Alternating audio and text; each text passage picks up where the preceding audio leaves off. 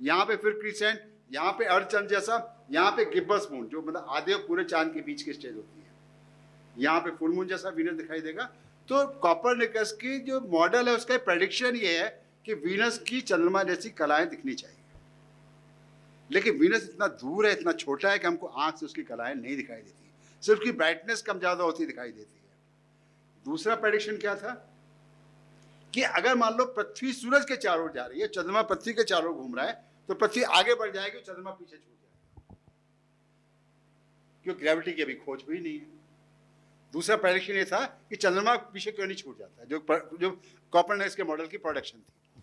और भी प्रॉब्लम थी कि जैसे पृथ्वी सूर्य के चारों ओर घूम रही है, तो यहां से देखने पे मान लो ये कोई तारा पास का, आप लोग दूर के तारे, यहां से देखने पे तारा सन के पीछे यहां पे आ जाएंगे, तो यहां से तारा यहां दिखाई देगा, अर्थ यहां आ जाएगी 6 महीने बाद, तो ये तारा यहां दिखाई देगा, और 6 महीने पृथ्वी यहां आ जाएगी तो ये तारा वहां दिखाई देगा, उस सीन में दिखाई देगा, उन तारों के पास दिखाई देगा। तो तारों की पोजीशन शिफ्ट होती दिखनी चाहिए, लेकिन आंख से नहीं दिखता है कि उसमें भी अगेन ये जब से तारे बहुत ज्यादा दूर हैं, और बहुत ज्यादा दूर है इसलिए सूरज ही हैं छोटे दिखते हैं, तारे जैसे दिखते हैं, तो वो भी सारे सूरज हैं। इन सब का सही है या गलत है कॉपरनिकस मॉडल प्रूव करना पॉसिबल नहीं था कॉपरनिकस के टाइम में। ये जो मतलब जो गैलीलियो ने पूरा साइंटिफिक मेथड के फादर कहा जाता है, he is the father of modern science, कि सत्य क्या है ये प्रयोगों और परीक्षणों से स्थापित होगा।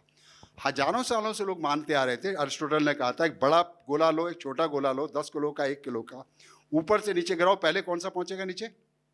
एक 10 किलो का, एक 1 किलो का, नीचे कौन सा पहुंचेगा? एक साथ ऊपर से गिराओ, कौन सा आएगा? क्यों आएंगे भाई?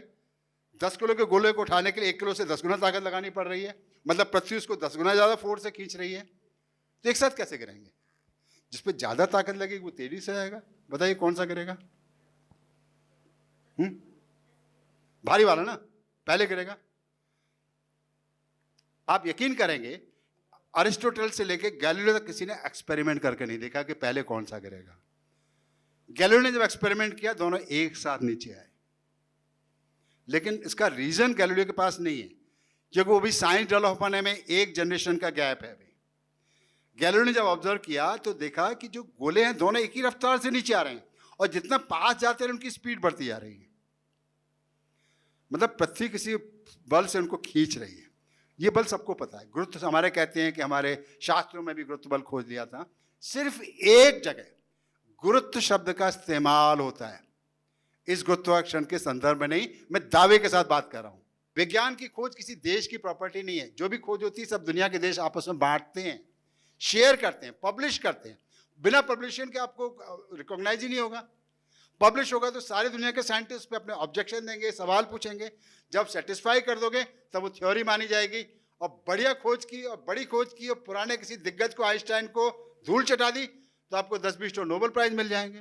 पहली बात तो कि हमारे दिलों में जो भी भाव हैं जिनके बात कर रहे हो, ये हमारी विरासत से हमको पशुओं से मिले हैं। उसमें अच्छी बातें भी हैं, कुछ को हम बुरा बोलते हैं वो भी वहीं से मिली है। अब जैसे कि हमारा एग्रेशन है, टेरिटोरियलिटी है, डोमिनेंस है, ये हमारा रेप्टिलियन एंसेस्टर से मिला है। जो मातृत्व है, कॉपरेशन है, अल्ट्रुइज्म है, ये हमारा मैमलियन हेरिटेज है। मैमल के बायोलॉजी में ये कैरेक्टर हार्डवायर्ड है। अब ये हमारे ब्रेन के जो परतें हैं, इसमें एक में एग्रेशन है, एक में टेरिटोरियलिटी है, एक में सद्भाव है, एक में परोपकार है, एक में मातृत्व है। अपने बच्चों की केयर करना है, अपने बुजुर्गों की भी देखभाल करना है। इसमें कुछ तो स्वार्थ भी होता है, कुछ अल्ट्रुइज्म भी होता है, दोनों तरह चलता है। अच्छे खासे धार्मिक लोग, पढ़े लिखे लोग अपने बुजुर्गों को घर के कोने में पटक देते हैं और रूखी सूखी देते रहते हैं, बेचारे खा के जिंदा रहते हैं। पूजा पाठ में समाज के सामने 10 बार पाँव छुएंगे और गाली देते रहे, बड़ो मरता भी नहीं है, बड़ो मरता भी नहीं है, मर जाए तो प्रॉपर्टी मेरा हिस्सा मुझे मिल जाए। ये हमारी हकीकत है, हर घर की हकीकत है। अब एक ऐसा समाज बन रहा है यूरोप में जहां हर एक को अपना सिक्योरिटी है। इतना आपका 30-40% टैक्स काट लेते हैं, बाद में बुढ़ापे की पूरी सिक्योरिटी है, आपको आपकी तनख्वाह के बराबर पेंशन मिलेगी, आपको सरकार घर बना के देगी, आपका घर नहीं है, मेडिकल ट्रीटमेंट पूरा फ्री है और बेस्ट किस्म का है। तो मैं काहे कि अपने बच्चों के आगे आज देखूंगा? भाई जाओ अपनी ज़िंदगी जियो, मौज करो। मेरी ज़िंदगी मैं अपने आराम से आ रहूँगा, कभी मिलने आ जाओ त्यौहार पे, कभी उसमें। ये दुनिया बन रही है और वहाँ पे जेलें बंद हो रही हैं यूरोप में, तो मैंने सुना है कुछ कंट्रीज़ में, वहाँ अपराध ही नहीं होते। भाई अपराध क्यों करोगे, आपको पूरी सिक्योरिटी है। हाँ, कुछ अपवाद हो सकते हैं, कुछ ऐसे लोग हो सकते हैं जिनमें फिजिकल प्रॉब्लम हो, कुछ में कल्चरल प्रॉब्लम भी ऐसी हो, ये भी पॉसिबल हो सकता है। ऐसे लोगों को ठीक करना पड़ेगा साइकोलॉजी के जरिए, ट्रीटमेंट जरिए, या न्यूरोबायोलॉजिकल इन्वेंशन से, या केमिकल ट्रीटमेंट क्या होगा कुछ पता नहीं। कई सारी चीज़ें हार्डवायर्ड हैं, इनको कंट्रोल करना बड़ा मुश्किल होता है।